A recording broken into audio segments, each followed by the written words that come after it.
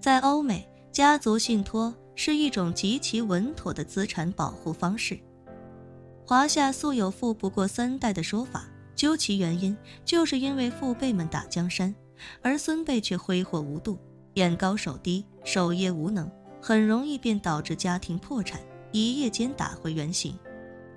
究其原因，就是因为儿孙辈的能力和人品是不可控的，一旦他能力与人品出现问题，就很难避免家族走向衰败。更不用说除了人祸，还有各种天灾。但是家族信托却有效地杜绝了天灾与人祸的风险。把自己的钱放进信托，明面上就连自己都已经放弃了这笔钱的直接控制权，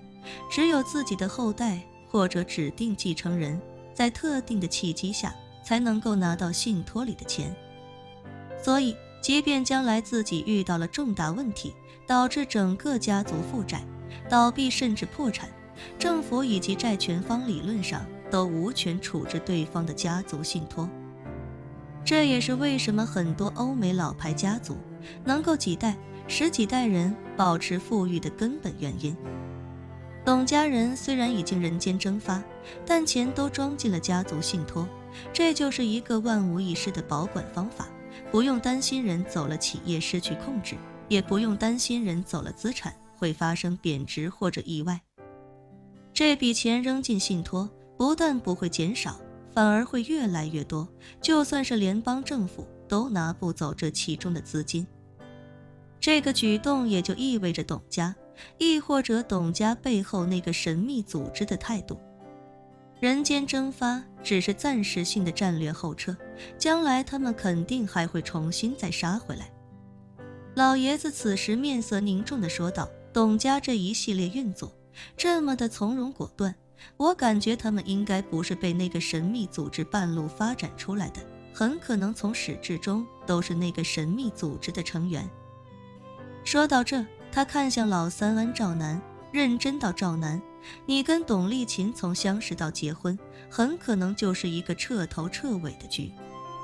安兆南迟疑片刻，认真道，爸，你说的这个应该不至于吧？我认识董丽琴的时候，我还在学校读书呢，那个组织总不至于在19年前就把目标瞄向我了吧？二哥安凯峰想起什么，脱口问道，赵南，你刚才说19年前你跟董丽琴是在19年前认识的？对，安兆南点了点头，如实说道，我认识她是在哈佛读硕士的最后一年，确实是19年前。安凯峰喃喃道，大姐是20年前去世的。是，安兆南道，就是大姐去世的第2年认识的董丽琴。这一瞬间，安凯峰、安重秋以及老爷子安启山均是脸色大变。安凯峰脱口道，大姐去世的第2年，你认识了董丽琴？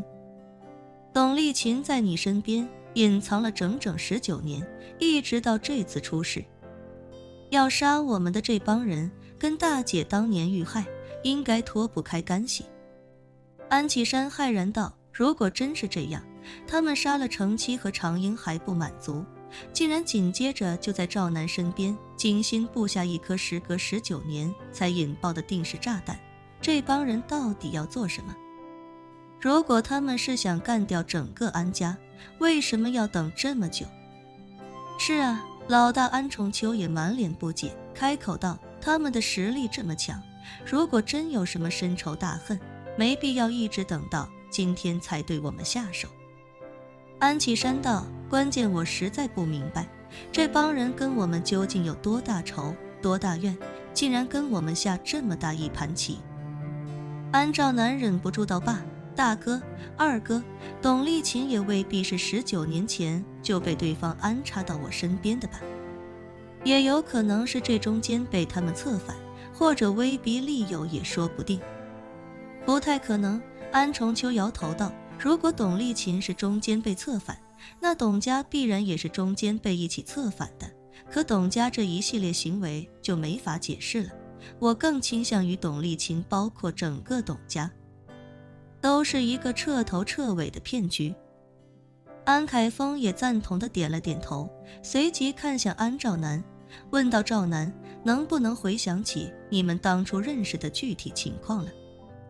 安兆南道：当时是我硕士第2学年刚开学，他是刚读硕士，在欢迎新生的舞会上，一个黑人男生一直在骚扰他，我觉得大家都是同胞，有些看不过去，就上前帮他解了围。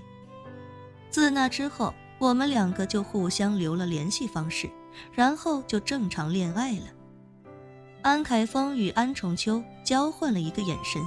随后斩钉截铁地说道：英雄救美这种剧情不太对劲，听起来就像个故意为你设的套。安兆南道：也算不上是英雄救美吧，不过就是替他说了几句话，对方也不是什么小混混，也是哈佛的研究生，也算是比较识趣，当时就知难而退了。安重秋问他：赵南，你后来还见过那个黑人学生吗？这个安兆南想了想，开口道：我没什么印象了，应该没见过了吧，我确实也没把这个人放在心上。安凯峰叹了口气，感慨道：看来这个人不过就是个推波助澜的棋子，他的出现就是帮助董丽琴和你制造相识的机会。说着，安凯峰又问赵南：你能告诉我你是怎么喜欢上董丽琴的吗？还有，她到底哪一点吸引了你，让你决定把她娶回家？安兆南想了想，认真道：我印象中，她当时给我的感觉就是一个无论容貌还是身材都完全长在我审美上的女人。我一直喜欢那种比较古典的东方美，